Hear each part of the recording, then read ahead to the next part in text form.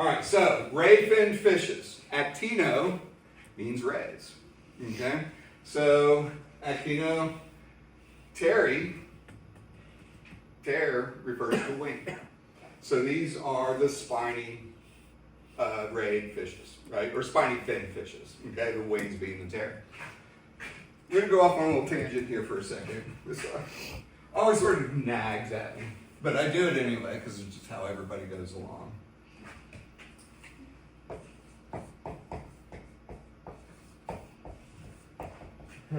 What is that word?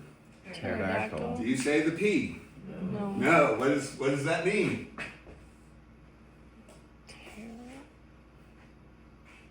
I just told you. Flying. It means wing, Yeah.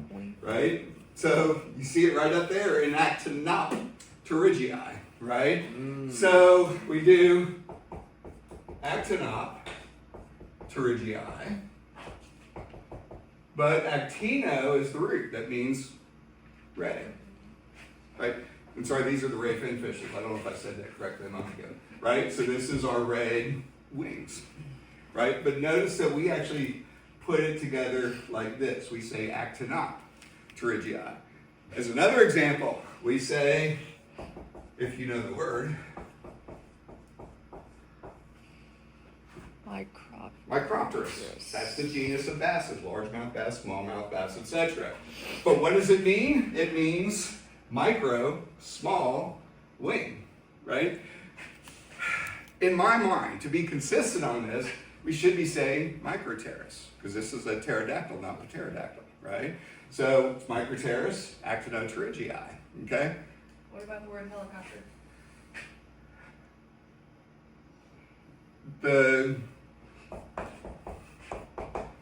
Or actually, that's your root right there. Copter is a separate word.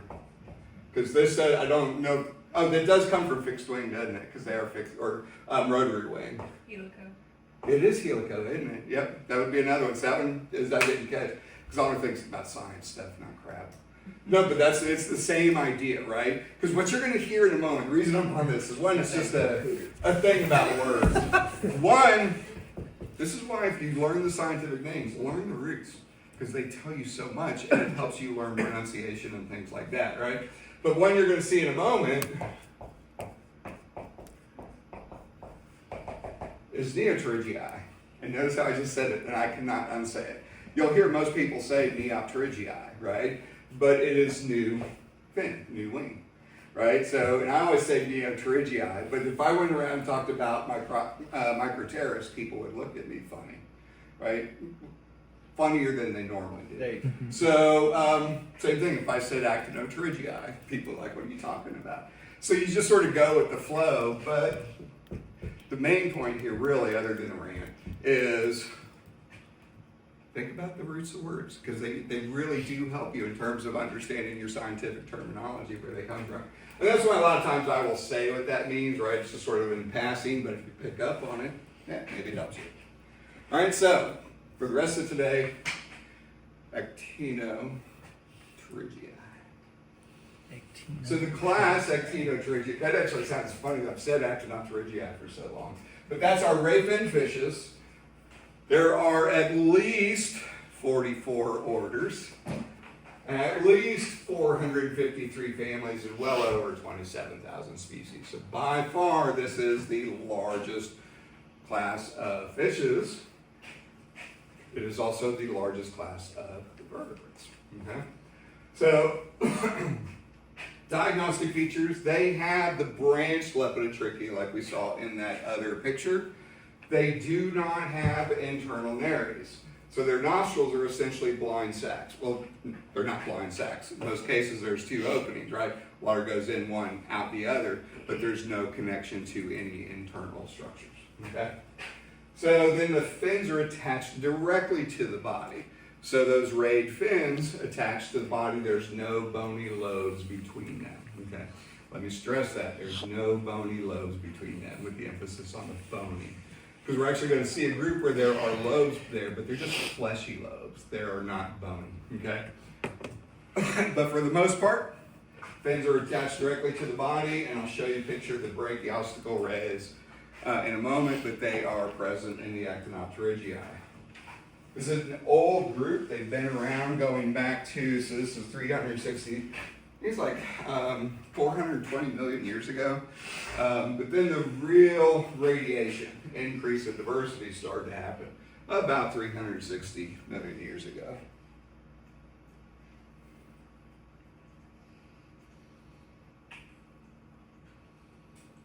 There we go. So the Actinopterygii shows several different evolutionary traits, and this is a good thing for you to learn.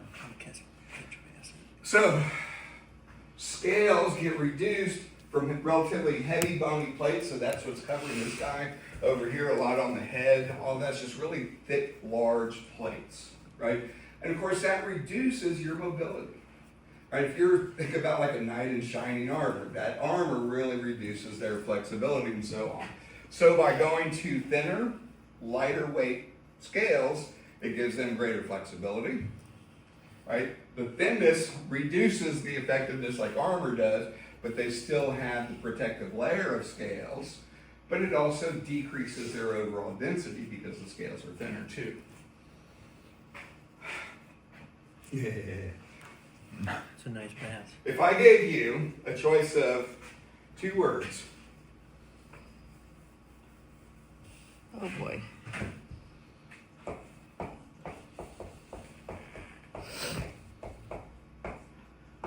That's a process for me.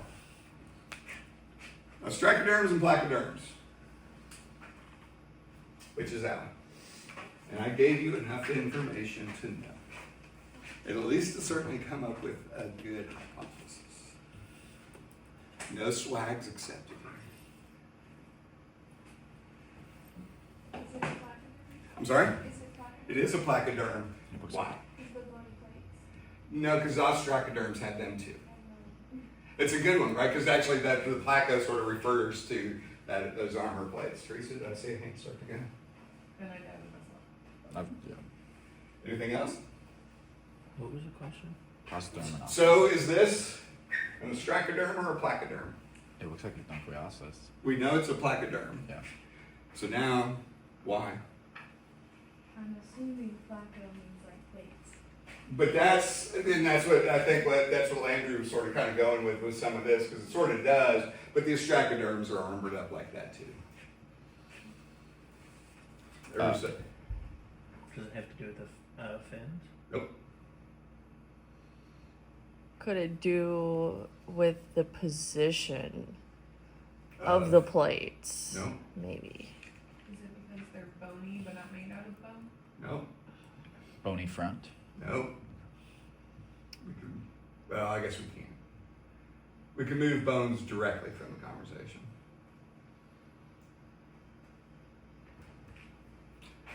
One of the main differences between these 2 fossil groups is ostracoderms are jawless. Placoderms are jawed. Yeah. I'd call that a jaw, right? So these guys are jawed fishes. That makes that a placoderm. Okay.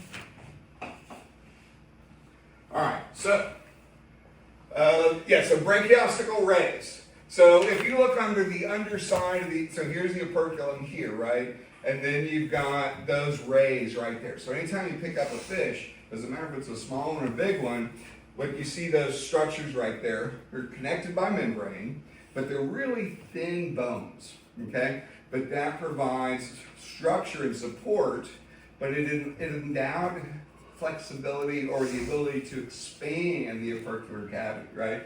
So if you go back to this here placoderm, right, it's all bony up in here, so it doesn't have that expansion. So that helps to limit the mobility or the gape size of its mouth, and it also limits ability to get water moving across the gills.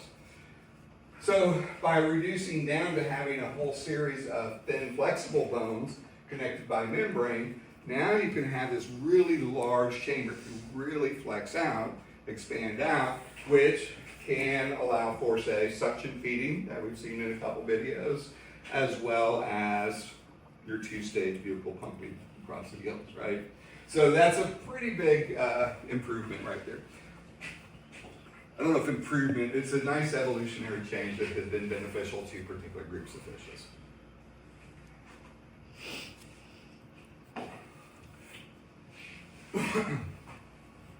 So swim bladders are homologous to our lungs. So that's what we've had the lungfishes and so on, right? And in the coelacanth, they've got that gas bladder that is lipid filled, but that gas bladder is still derived from lungs. So that's really sort of an older structure. But in the fishes, for most of the fishes, certainly for the actinopterygians, that structure, the lung structure, has been modified, evolutionarily co-opted to a different use. And it is a swim bladder or gas bladder, right? What's the term? I forgot. What is the term that when you have the gas bladder that is connected to the esophagus? It's what? Physostomus, right? Stone means what? Opening. So you've got the, and I don't know what physo means off the top of my head. So, but you've got that opening, which is probably, I don't know, I'm speculating here, but basically similar to the structure we have, right? Where we connect our mouth through passageways into the lungs, right? And I suspect that that opening is remnants of, or part of that evolutionary history. But then in later fishes, you got, what's the other type where it's closed off? Physo what? Physoclistus, right? And so that's where it's now separated off, and you've got different mechanisms for filling the swim bladder and so on. But basically, the swim bladder is a homolog of our lungs, okay? So jaws, again, from being a relatively fixed structure with limited flexibility, has evolved much greater flexibility by going into amphistyle and holostyle, biting structures. So you get that greater flexibility. You can see that all right in here. The tail went from heterocircle to homocircle for the most part. There's still variations on the theme, but as a general pattern, heterocircle into homocircle. And then historically, sort of in the evolutionary past, generally the fin positions when you had paired fins was abdominal, right? But what you see is that the pectoral fins have moved up on the side, the pelvic fins have moved forward. In this particular example, what's the term for that? Is it thoracic? Which one? Thoracic. Thoracic, Yep, yeah. thoracic. That's what I thought.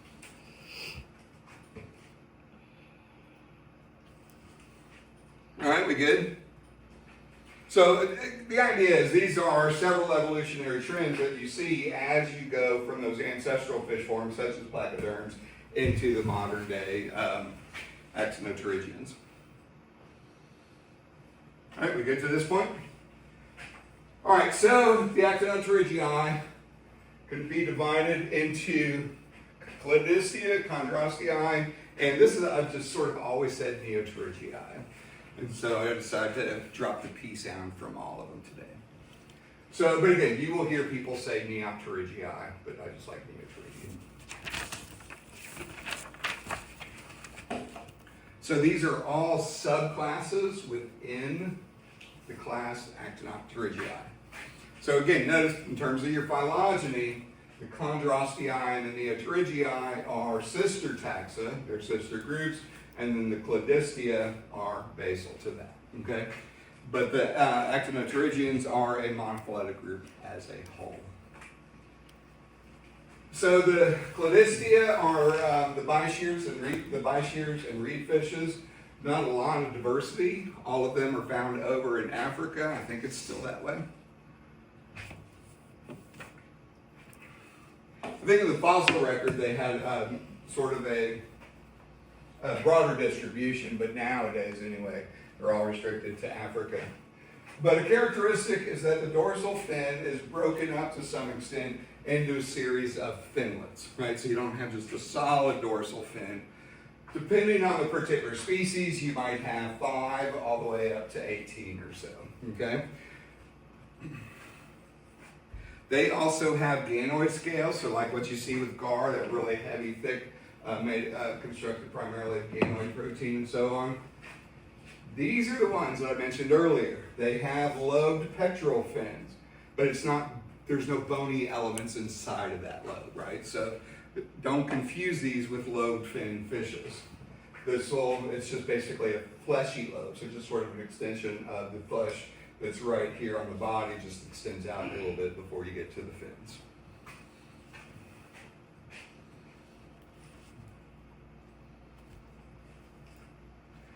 Chondrocii, that includes sturgeons and paddlefishes. And we have representatives of both of those groups here in the state. Again, not a lot of diversity worldwide. This is the North American paddlefish or spoonbill that we find like in the Mississippi River Basin as a whole. And then its only other living relative is over in the Yangtze River in China. So it's a really weird split in terms of their biogeography. Not to mention kind of a weird look, but they're relatively closely related. So diagnostic features. This group is secondarily cartilaginous skeleton, okay? And generally from an evolutionary standpoint, when you see something that is secondarily derived, what that means is they're derived from bony ancestors. But they basically have quit mineralizing the skeleton. So you produce cartilage, but it's not directly related to sharks and rays, to the chondrichthyans. If I had a nickel for every species I was aware of that was found just in the United States and China, I'd have 2 nickels, which isn't a lot. But it's more than I would say. And that probably